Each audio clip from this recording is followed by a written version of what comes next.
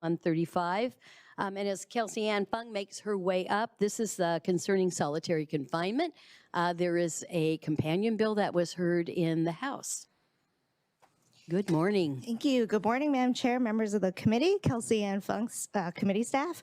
Before you today is Senate Bill 5135, sponsored by Madam Chair, relating to solitary confinement.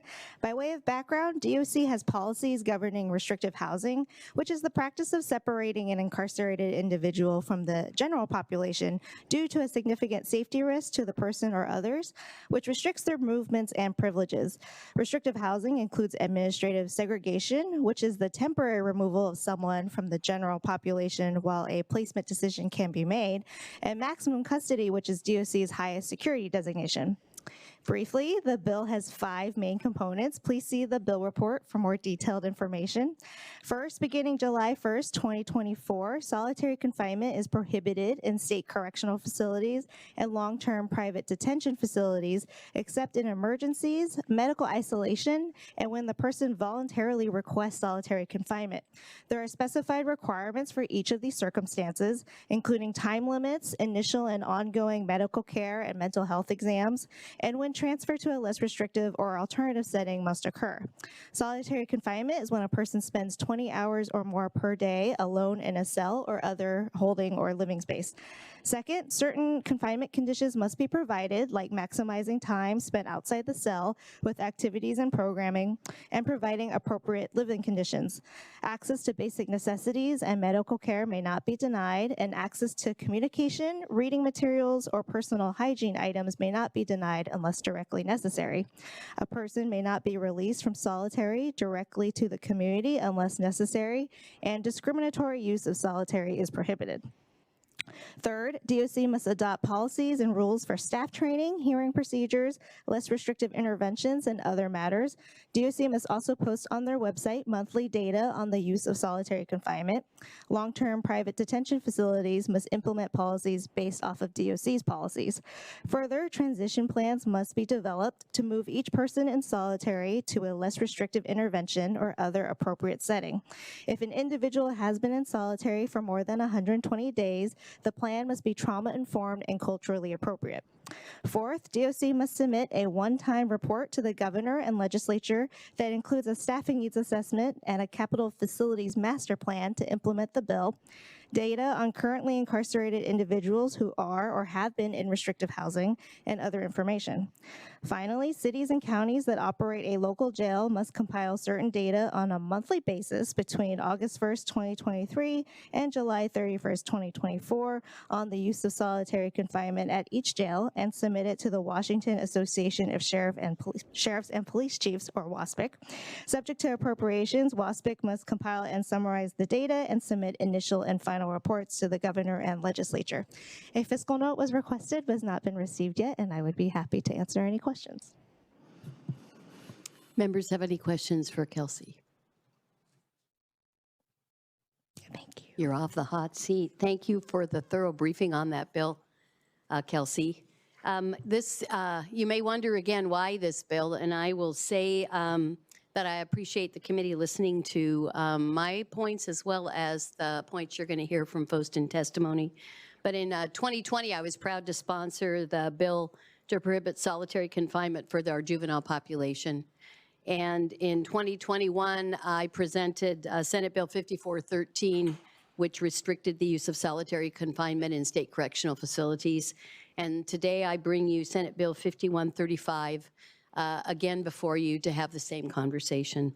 Currently, almost 600 adults continue to be held in solitary confinement in Washington correctional facilities. Solitary confinement is often said to improve behavior when in fact we know it does actually the opposite. It causes significant and lasting psychological harm the longer an individual is there. This bill seeks to eliminate use of solitary confinement in our correctional facilities, and any use of it should be restricted to ensure safe and human operations within the systems that we have. Many of us, if you think about the last few years, have struggled with the isolation that the pandemic has caused, and many of us have even developed mental health concerns as a result of that. Imagine how being locked up in a solitary confinement for weeks, for months, or even years might affect us. There are physical and psychological symptoms of solitary confinement.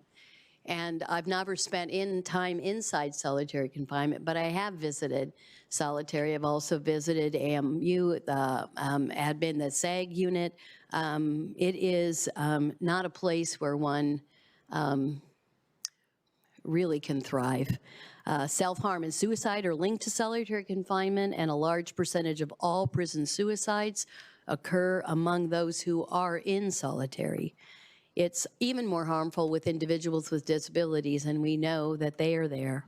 They're more likely to be housed in solitary, placing them at extreme risk for aggravation of health conditions, and also oftentimes a place where individuals go where they seek safety, and that's not always the best place either. Solitary confinement produces many unwanted and harmful outcomes for the mental and physical health of those in isolation, as well as those that are working with those in isolation.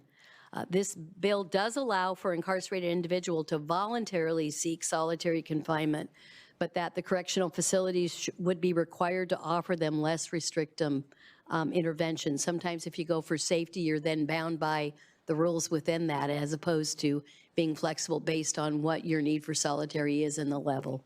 But I also know there's challenging and real concerns about implementing and operationalizing and banning solitary confinement within our institutions. We have institutions of brick and mortar that were never meant to allow people to walk freely and to have open space. And so in order to create that, change has to happen. Concerns are related to officer safety, concerns around current staffing challenges, and also concerns around the safety of the incarcerated individuals themselves are all real and are all challenges as we talk about this today. So I really look forward to hearing the testimony of not only those that are working in the system, but those that are impacted by the system and those that have stories to share. And at that, I would be happy to answer any questions members might have, but I look forward to hearing from folks that are both virtual and in person today. Yep, Senator Wilson. Thank you, Madam Chair. And just to be brief, to help me clarify on the intent of the legislation, was it's noted that you had concerns on the duration of solitary confinement. Was there any suggestions on the quantity or the total number of solitary confinements that could be applied per person versus just the duration? Well, I think I'm going to let our staff talk about that. And I think more than what it is, it's what it does to people, how it's being used, the lack of, I think, access to space, to, you know, it's the mental and the physical health. It's around safety. I mean, there's all of those above. What I'm most concerned about is how we use it, why we use it, and the length of time that people find themselves in that. And if we're using it for safety, there are other ways I believe that we can create safe spaces for our incarcerated individuals besides putting them in a solitary cell. And that may not answer your question, but I will ask the folks who come up to speak from DOC themselves would be able to tell you probably what current policy or practice might be. And if not, we'll get you that information. Thanks. All right, Vice Chair Kaufman, let's have our first panel.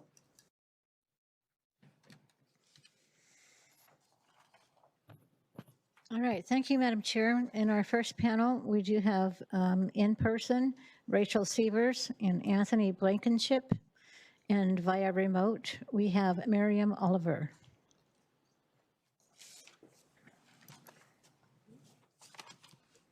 And I believe the chair has requested a 90-second timer to be placed.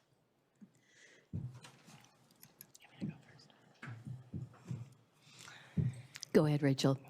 Good morning, Chair Wilson, members of committee. My name is Rachel Sievers, and I'm an attorney with Disability Rights Washington. I work in the AVID program, and we're here in support of 5135. In 10 years, DRW has been working with people in the solitary units. monitoring in those facilities, and over that period, I've been to every unit in the state, talking to people behind steel doors who have no hope and no idea how to get out of that restrictive placement. Most of those people have untreated mental health needs that are only made worse by solitary. Last year, DOC came to this body and told you that they are committed to solitary reform and are making progress. And since those assurances were made, their total number of people in solitary confinement has decreased by only 6 people. Their number of people in long-term solitary has increased by 54. That's not to say that DOC doesn't have alternatives. I think they've been making strides with Amend and Vera to adapt their practices, but those reach only a tiny fraction of the people who are currently in solitary. There are more than 600 people currently living in conditions that the international community deems torture. You'll hear about the violence that has occurred in these units today, and I want to emphasize that that is a symptom of solitary. It is not a reason to continue solitary. It's in fact evidence that solitary does not work, and that we need to look for other alternatives for folks in our prisons who need to have programming and supports to be able to adapt to general population. I'm happy to answer any questions you have. Thank you. Any questions for Rachel? All right. Good morning, Chair Wilson and members of the committee. My name is Anthony Blankenship. I'm a senior community organizer for Civil Survival Project and also for the Coalition to End Long-Term Solitary Confinement. I myself am a survivor of solitary confinement here in support of 5135. SB 5135 is an effort to stop DOC from having free reign on how they use solitary confinement on its population and get them to humanize, socialize, and bring needed services to people behind bars that are in crisis. I really just want to actually emphasize the most important part about this bill. It is not an attempt to, to get people out into the general community. We want people to get out. We want them to be healthy. We want everybody in prison to feel safe. We want the guards to feel safe. By being able to go by the bill, hopefully, if implemented properly, what we would do is we would get people 5 hours of services, and they're no longer considered in solitary confinement if they're getting treatment. They can stay in their same cells for 5 hours, or for 19 hours, and then get some treatment for those 5 hours. Go outside, talk to their family members, etc.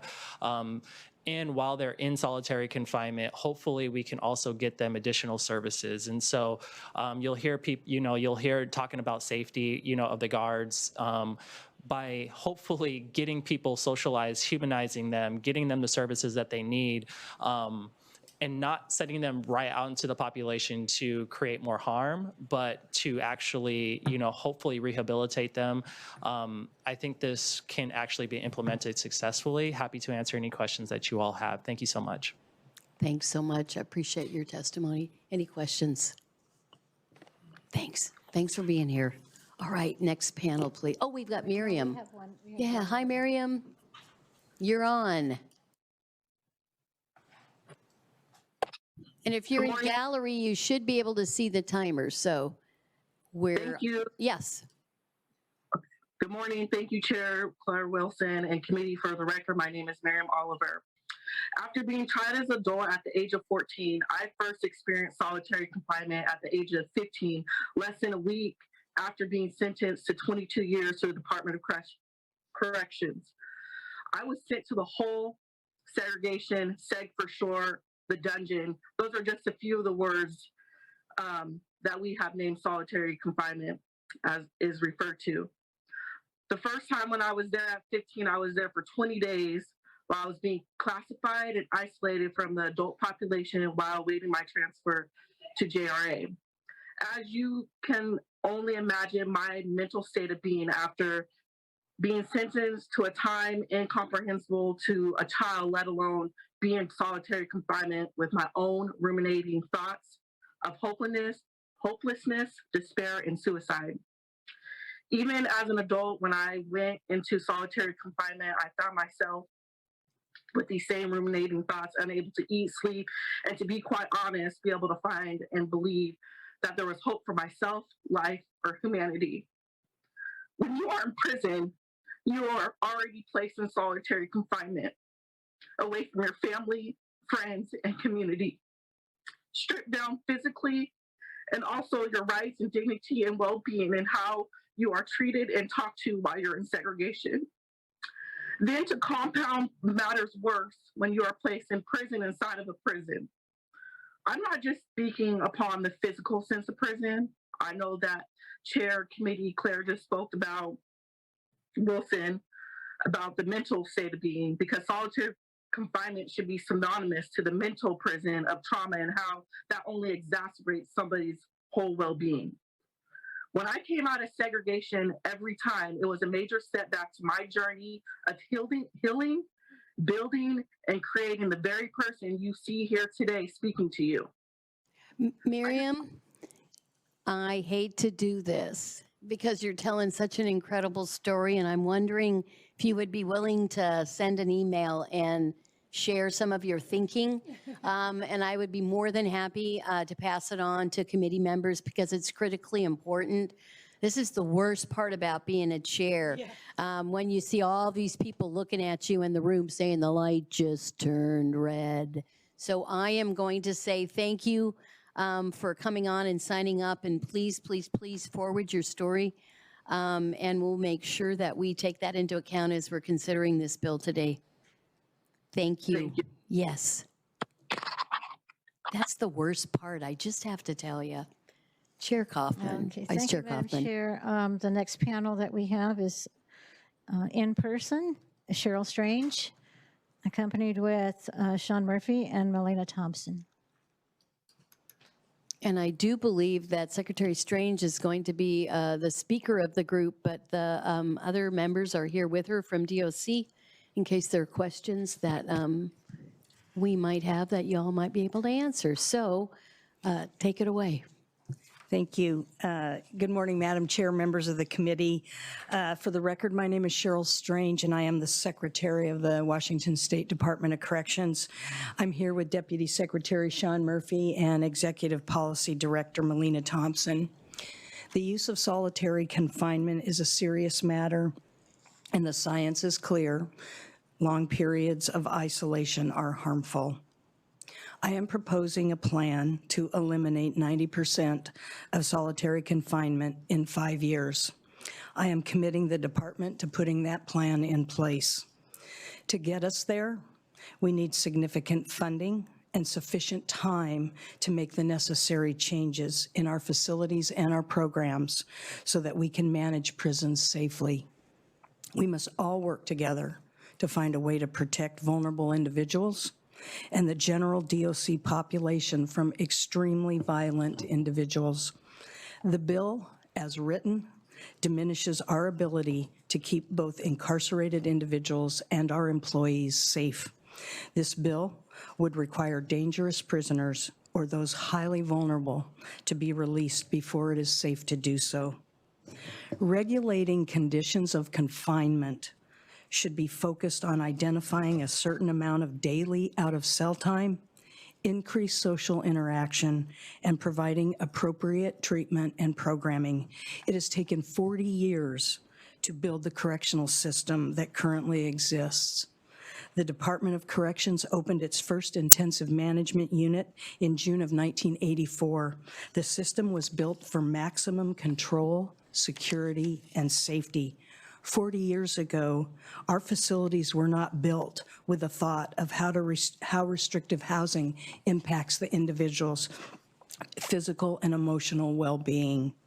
The department has implemented many successful strategies to expedite the reduction. We have created over 3,800 housing beds that provide alternatives to solitary confinement. These include transition pods, transfer pods, which help long-term maximum custody individuals transition carefully. Additional mental health beds have been added for men and women. We have created enhanced closed custody beds to protect high-ranking leaders of criminal activity and other notorious criminals.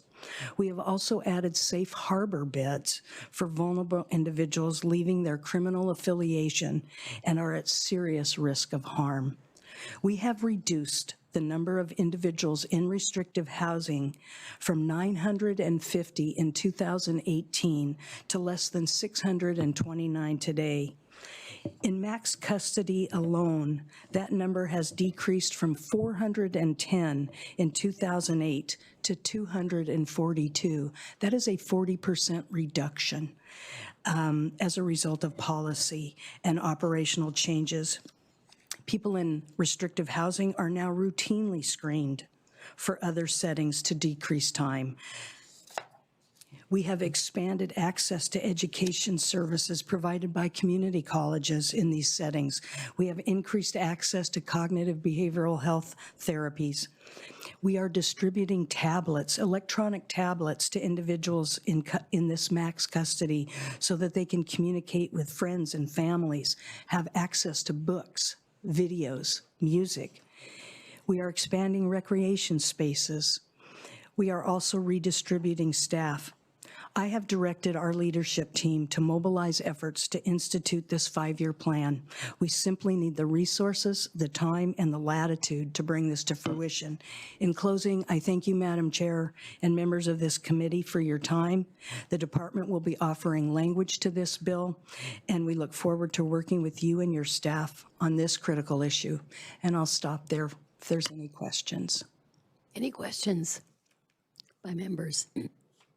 Thanks so much. And you did do 4 minutes straight up. That was like that. I appreciate, and we look forward to language that you would like to see considered as an amendment to the bill. So look forward to that. And thanks for all you're doing. And Thank you. yes, thank you. And thanks for coming today in person. All right, Vice Chair Kaufman, next panel.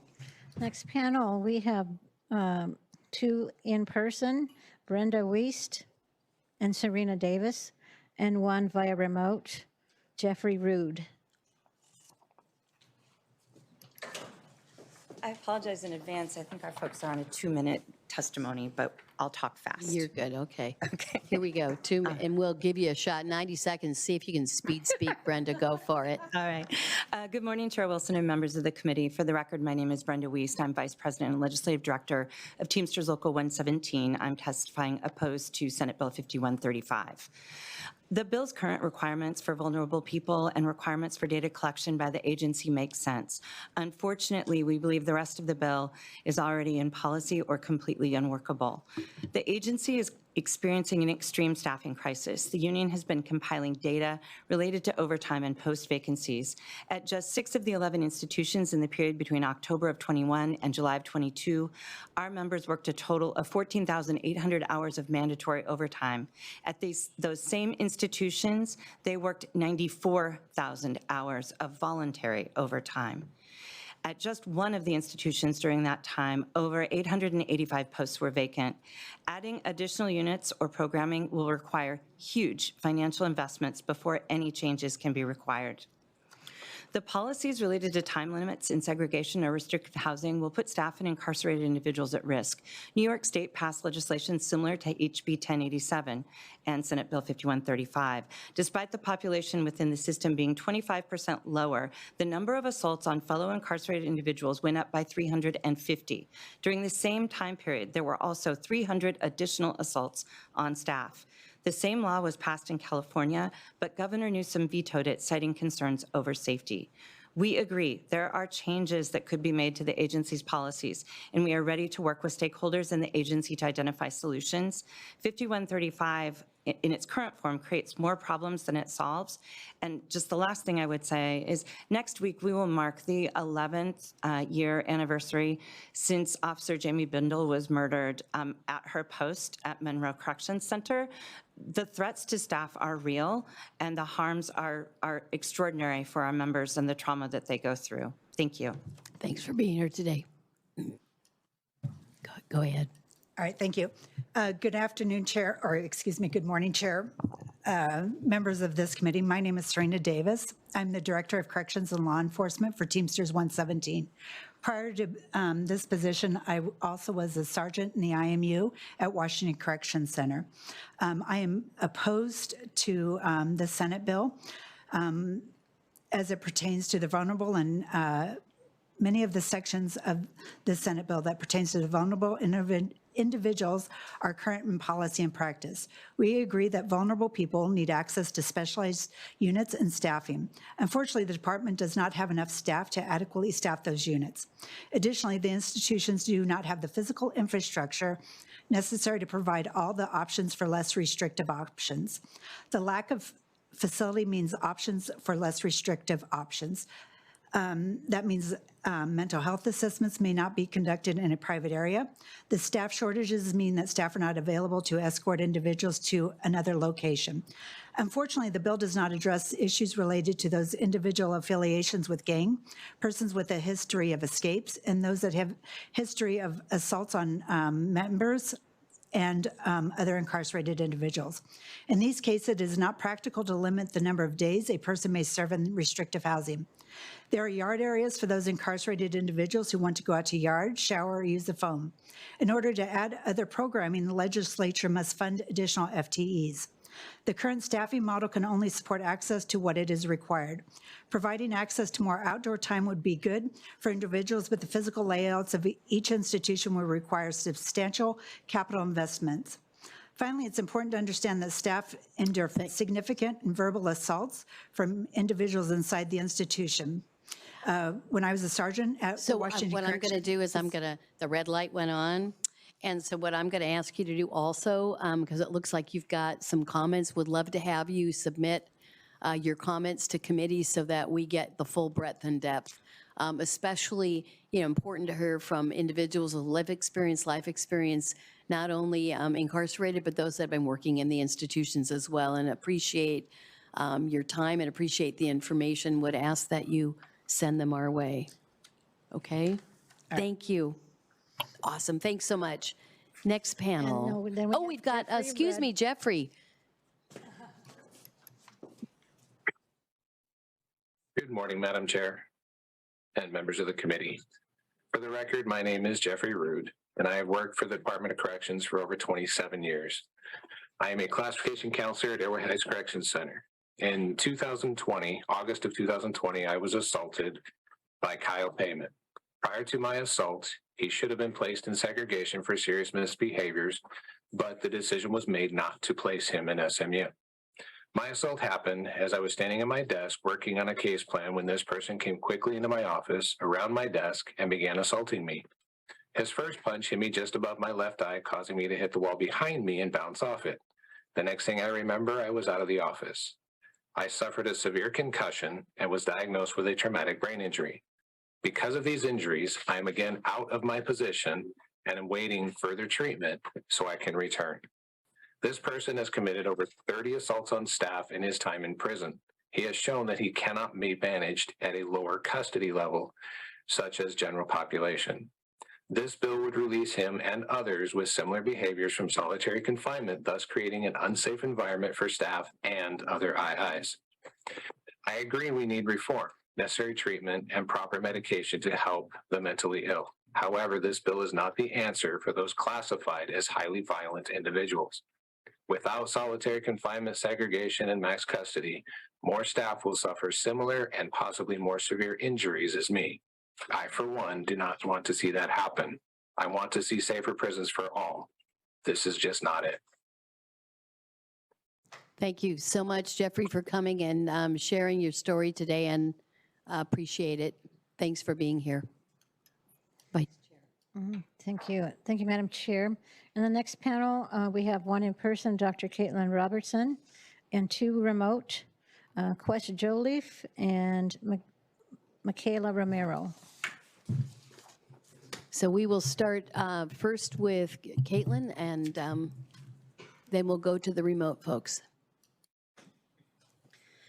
Good morning, Madam Chair, Ranking Member, and members of the committee. For the record, my name is Dr. Caitlin Robertson, and I have the pleasure to serve as the Director of the Office of the Corrections Ombuds. My invited testimony about solitary confinement flows from the fourth purpose of the OCO, which is to identify system issues and responses for the governor and the legislature to act upon. I know that my colleagues in the activist and legal communities and in the Department of Corrections are focused on negotiating about hours out of cell for those housed in solitary confinement. Quite honestly, I don't think it matters how many hours out of cell someone gets if the place that they get to is just as bad or maybe even worse than the cell that they are living in. When staff transport an incarcerated person to yard or shower, they are handcuffed, sometimes even with belly chains, and tethered to a waist chain like a leash prior to movement. To go to the shower or the so-called yard, the incarcerated folks are forced to perform a modified strip search. To go to programming, to receive medical care, to visit with an attorney or a loved one in person, they must complete a full strip search. The yards that my colleagues are talking about are concrete runs or oddly shaped rooms with old plastic type barriers for windows into the units and tiny holes at the end of the hallway for air to get through. In the intensive management unit at the Washington State Penitentiary, where the department is talking about housing all their solitary folks, there's no looking up and seeing the sky or the sun, or looking outside and seeing the horizons. The windows in the cells are frosted, the artificial light is on all the time, and the temperature is often too cold or weirdly too hot. I have the privilege of unfettered, well, that's 90 seconds. How much more do you have? I have 20 seconds. Go for it. I have the privilege of unfettered access to all restrictive housing units in the state. I've spent a lot of time in each of them and have spoken face-to-face with the hundreds of people living sometimes months, even years in the conditions. Every time I leave one of the units, even if I'm only there for an hour, I have a headache. If I'm there for the whole day, I leave with a migraine. It's not because the people living and working in the solitary units are difficult or scary. It's because the energy that is held in those poorly designed buildings is demoralizing. I invite the members of this committee to spend a day with me in one of the solitary units. The time is ripe to do right, and our conscience calls us to be unlimited people with open minds who take logical action. I hope we get to a place where folks get a lot more time out of their cell, but that's not enough. We need to improve the living conditions and the physical buildings too. Thank you very much. Thank you very much. Thanks for the extra 20 seconds, committee. Thank you. Okay, and then we have Quest Leaf and Michaela Romero. Good morning, Madam Chair and committee members. Thank you. My name is Quest Leaf, incarcerated 25 years continuously, and about a third of that in solitary confinement. I've been out about 5 years, and I've been very, very blessed and very fortunate, and I was requested to bring my lived experience of this place. I think I come here to help, and I hope that everybody's here to help and to work together. And I hear Mrs. Strange and the Teamsters, they all agree. Everybody seems to agree that this is not a good place and that we need to change it.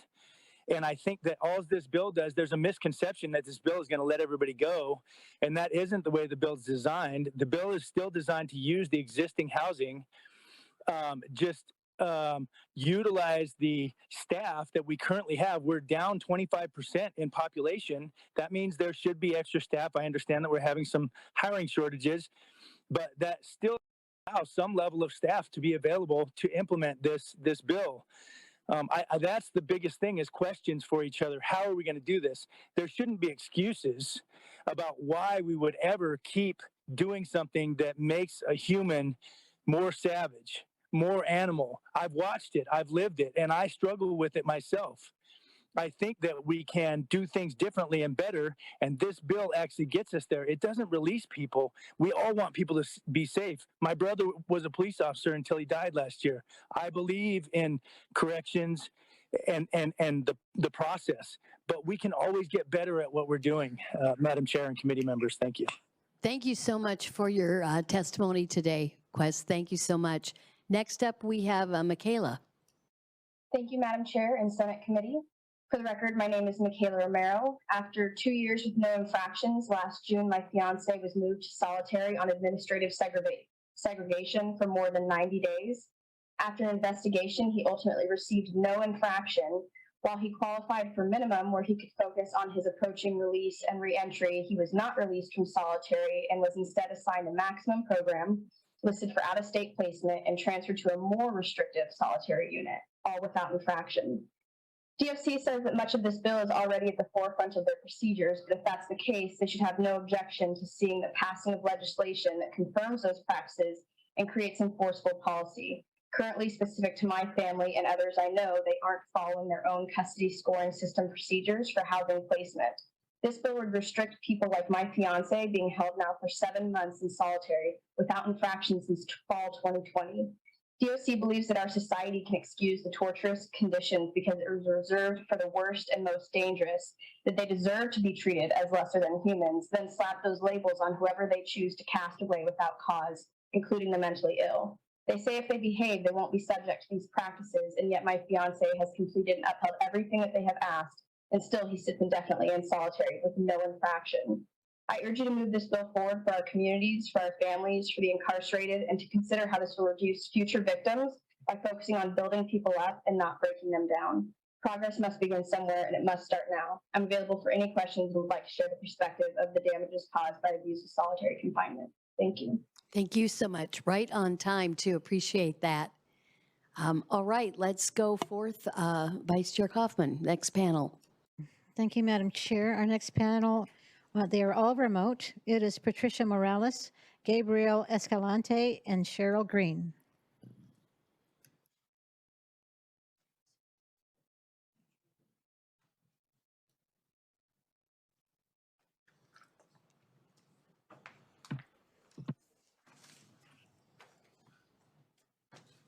Gabriel, is that you? I Yes, see it you is. first, so let's go for it. You have gallery view. You've got 90 seconds and watch the clock. Good morning. Good morning. Good morning, everybody. My name is Officer Escalante. I've been working for DOC for about 5 years, and on October 23rd of 2022, I was working my regular shift in Baker Unit, which is a mental health custody unit. I just finished delivering the mail and was walking out of the unit when offender Pedro Cadenas came up behind me with a razor blade, slashed me from my ear down, trying to go towards my neck. Fortunately, I was able to defend myself, get away from him, get him into cuffs. But following his bill, if it is passed, the attack on me would be considered, if he'd already gone to IMU and come back, the bill would consider him being placed back into his housing, which becomes a threat to not only my safety already, the officers around me who were involved in the incident, and the other incarcerated individuals in the area because of his anger already due there. I do not feel like this would pose any significant steps forward, as we have already implemented so many different things going towards assisting with the IMU settings. This, I believe, would be a few steps back, and I don't know if it would really help anybody around us at this point. Thank you so much for your testimony. Cheryl, I see you up. Next up. Good morning. We're going to have you unmute yourself. Okay, there we go. There you go. Good morning, Chair Wilson and members of the committee. My name is Cheryl Green, and I'm an RN2 at Airway Heights Correction Center, and I am testifying in opposition to SB 5135. I have been a nurse with Washington DOC for almost 12 years, and as a nurse, I'm often called to help with emergencies related to assaults on incarcerated individuals by other incarcerated individuals. On June 2nd, 2020, I responded to the most traumatic assault of my career. I was assigned to another closed unit and heard a very stressed radio call that was reporting large amounts of blood, with the victim being unresponsive and a severe head injury. I requested to be let out of the unit I was in and responded because it sounded very serious. When I left work that day, I was covered in the victim's blood. My pants from my knees down, my shirt, my face mask, all had large amounts of blood on them. The perpetrator of that crime is still housed in a living unit at one of our maximum facilities and received an additional 25 years to his sentence. He reported to the news that he had anger issues, and it worried him because he only wanted to hurt the victim and not kill him. The victim was his cellmate. If HB 1087 and or SB 5135 should pass, that will put staff and incarcerated individuals at even greater risk. I ask you to consider the safety of all DOC employees, all the incarcerated individuals, and the impacts these bills could have on their lives. Thank you. Thank you. And next up, we should be seeing Patricia Morales. Is Patricia No. Okay, not present. So we're going to move on to the next panel. Thank you, Madam Chair. We do have two people in person, Juliana Rowe and James McMahon, and one remote, Janelle McFeet. Juliana, you got there first. Go for it. Okay. Thank you. Good morning, Senator Wilson, members of the committee. My name is Juliana Rowe, and I'm here on behalf of the Washington State Association of Counties with concerns on this bill. We have concerns with one section. Counties are specifically concerned with Section 10. That section requires county to compile on a monthly basis information from each jail related to solitary confinement. This will create a new administrative burden on county jails that we anticipate will cost around $5 million statewide. Counties already struggle to pay for the existing criminal justice system. County public safety budgets make up an average about 60% of the general fund budget and sometimes more. And counties continue to pay for constitutionally required services like trial court public defense that take up a majority of that public safety budget. Yet counties have little ability to raise revenues, as you well know, to keep up with these programs and services. And so therefore we'd ask that you make Section 10 subject to appropriation, just as the bill does in Section 11, for WASPIC to collect and summarize the information that counties collect. Thank you. Thank you.